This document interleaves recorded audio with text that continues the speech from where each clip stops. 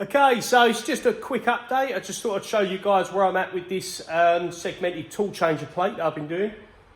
So we've got all the pieces together now and everything is bolted on. Everything is located on dowel pins, and we've just tried on one of the sliding doors and the covers. Obviously I already had these cut and done from last time, and I have got all the fingers and stuff to go on, but I've just not got that far yet. These covers need a couple of mil added to where the bend is that locates into this slot here, just to allow that cover to come fully forward, but they're in there. I've had new springs made.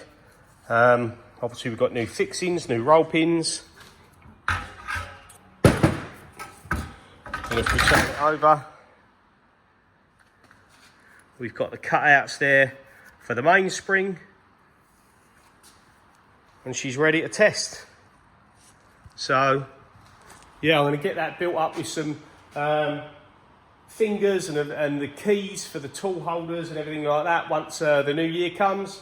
It's the 31st today, so I'm going home now, and then I'm going to get that fitted to this machine because this one is a bit battered, that tool changer, so we'll give it a good test on there.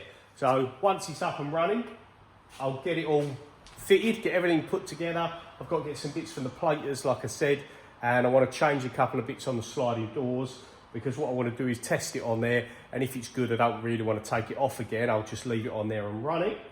So once we know it's all good and it's been running on there and done X amount of tool changes, been running for a month or so, I'll look at making these. So if anyone's interested in these in the UK, then give me a shout in the comments, give me an email, and we'll go from there, let you know when I'm going to actually get the testing done and finished, and I'm happy with it enough to go out there to customers.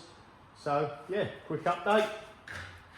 BT40 segmented tool changer. Cheers for watching. See you in the new year.